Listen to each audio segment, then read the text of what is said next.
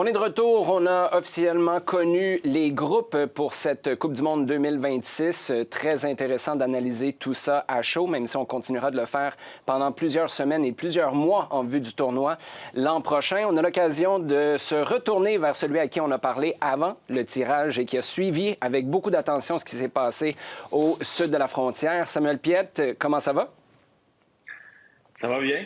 Un long show quand même. Ça a été long avant que tout ça parte, là, mais c'était super intéressant le tirage. Honnêtement, c'était bien. Bien, j'allais justement commencer avec la question qui tue. Qu'est-ce qui t'a le plus surpris dans tout ça? C'est la chaîne de Kevin Hart? C'est le fait que Donald Trump reçoit un prix de la paix ou c'est le grand retour des Village People qu'on n'a pas vu depuis 35 ans? Un peu tout ça. Je pense que c'est sûr, Village People, à la fin, c'est un bon punch final. Mais non, tu vois que ce tirage-là était très américain, je pense, avec les athlètes qui étaient présents, Aaron Judge, Tom Brady, Shaquille O'Neal. On avait The Great One, Wayne Gretzky qui était là pour nous représenter, nous, le Canada. Kevin Hart qui touche un peu à tout. Mais c'était bien, c'était divertissant, je pense, dans un certain sens. Mais au final, j'ai trouvé qu'on a un peu perdu, je trouve, l'essence du foot. J'aurais aimé ça voir des légendes de ce sport-là qui fassent le tirage comme on l'a vu dans les éditions précédentes. Mais bon, ça reste très américain tout ça, puis je comprends pourquoi ils sont allés dans cette direction-là. Un gros exercice de télépathie parce que ça résume parfaitement les impressions et les commentaires qu'on a eus ici en studio. Mais pour revenir justement sur l'aspect sportif, vous étiez dans un groupe franchement relevé, surtout avec le recul en 2022. On s'en parlait avant le tirage avec la Belgique, la Croatie. Vous aviez le Maroc également. Là, quand tu regardes le groupe du Canada qui est dans le groupe B avec le Qatar, la Suisse et une équipe qui reste à déterminer, ce sera soit l'Italie, l'Irlande du Nord, le Pays de Galles ou la Bosnie-Herzégovine. Ta première réaction, ça a été quoi? Un groupe quand même assez difficile, mais je pense que tous les groupes de cette Coupe du Monde-là, comparativement aux éditions précédentes, sont quand même assez égaux. Parce que c'est le fait aussi d'avoir plus d'équipes, possiblement. Mais c'est sûr, je pense que le gros adversaire du Canada sera la Suisse. Et potentiellement l'équipe qui va se qualifier, évidemment l'Italie, à qui on pense, je pense, naturellement. Donc, je sais que ça va faire plaisir à beaucoup de gens ici au Canada de potentiellement pouvoir affronter l'Italie. Mais même si c'est pas l'Italie, Pays de Galles, quand même une très, très bonne équipe. La Bosnie aussi. Puis le Qatar, moi, j'ai eu la chance de les affronter en match amicaux. Donc, ça va être avant la Coupe du monde 2022. Donc, c'est un rematch, en fait, que le Canada va avoir, mais dans une compétition officielle, évidemment.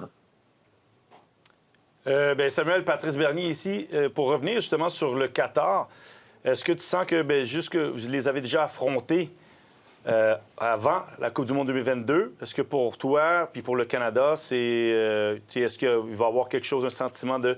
on les connaît déjà un peu, même si on sait qu'on les affronte pas régulièrement. Comment tu sens cet affrontement d'une équipe qui vous avez déjà affronté en match amical?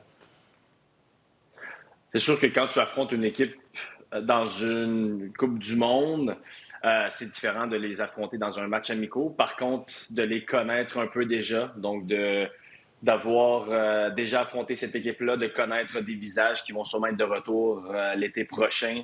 C'est sûr que c'est un nouvel entraîneur maintenant. C'est un entraîneur différent de quand on les a affrontés en 2022. Donc, un style différent. En toute honnêteté, je suis pas un expert de cette équipe-là. C'est pas une équipe que je suis énormément. Mais je sais que leur entraîneur, Lopetegui, un entraîneur espagnol, donc ce que vont approcher un style justement espagnol de possession de ballon à voir. Je sais que c'est ce qu'il avait essayé de faire contre nous quand on les avait affrontés, puis il avait été, je pense, très surpris de notre pressing intense que coach John Herdman demandait. Donc, on avait réussi à les surprendre et gagner ce match-là. Maintenant, à voir quel visage ils vont montrer durant cette Coupe du Monde-là contre le Canada, ça va être un bon challenge, je pense. Mon Sam, comment vas-tu? J'espère que tu Ça vas va bien. Petite question pour toi. Maintenant, même si ce n'est pas le même coach, l'équipe, entre guillemets, à la dernière Coupe du Monde et à cette Coupe du Monde qui s'en vient, va être plus ou moins la même, avec quelques nouveautés ou quelques petites surprises. Qu'est-ce que tu penses que l'équipe va ou doit changer pour arriver à faire mieux que ce qu'ils ont fait dans le passé? Bonne question. C'est sûr que sous Jesse Marsch, c'est une approche qui est très agressive.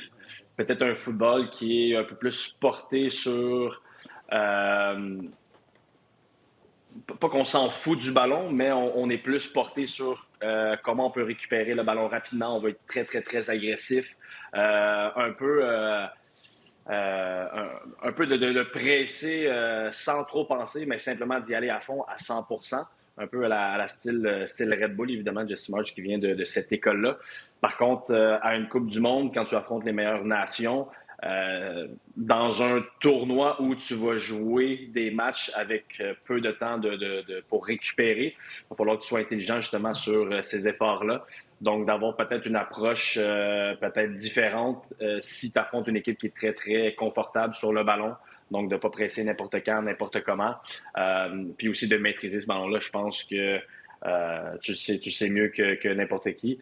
Quand tu es sur le ballon, c'est là que tu peux te reposer, prendre des forces pour mieux après défendre.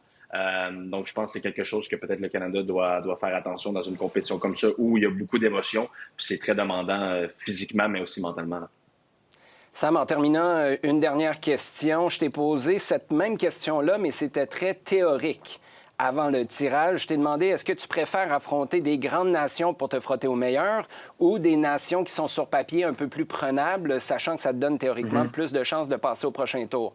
Maintenant que c'est l'Italie qui fait officiellement partie de ce cas de figure-là, tu choisis quelqu'un. On veut affronter l'Italie ou on préfère que l'Italie ne se qualifie pas? Ben c'est sûr de la position où je suis en ce moment, puis avec ce que j'ai dit en avant-tirage. Tu as le droit de changer d'idée. C'est sûr. C'est sûr, non, mais c'est sûr que je veux voir le Canada affronter l'Italie. Mais évidemment, je pense que ce serait un plus gros test, l'Italie, que sans manquer de respect au Pays de Galles, la Bosnie-Nord. Ce serait évidemment un test un peu plus gros. Donc, à voir qui se qualifie. C'est un peu la beauté de ce format-là cette année. On va savoir un peu plus tard qui on va affronter. Donc, au niveau de la préparation, les équipes ne peuvent pas nécessairement la commencer dès maintenant. Mais ça nous laisse un peu sur notre fin de voir ça va être qui cette quatrième équipe-là dans ce groupe-là. Mais dans la chaise, je suis en ce moment de fan. Oui, c'est sûr que j'aimerais bien voir Canada contre Italie. Et si je suis à la place de Jesse Marsch, peut-être une autre équipe que celle-ci. Là. Oui, bien, avant le tirage, Jesse a parlé avec notre collègue Antonin Bessner. Le seul dont il a parlé, c'est la Norvège qu'on voulait éviter. Ça a été fait avec succès. Je ne sais pas, il faudrait peut-être lui reposer la question maintenant. Merci beaucoup, Sam. C'est toujours un plaisir de te parler. Bonne entre-saison, puis bonne préparation pour la prochaine campagne avec le CF Montréal. Merci à vous. À très bientôt. Salut, les gars. Ciao, Pat. Ciao. À bientôt. On fait une courte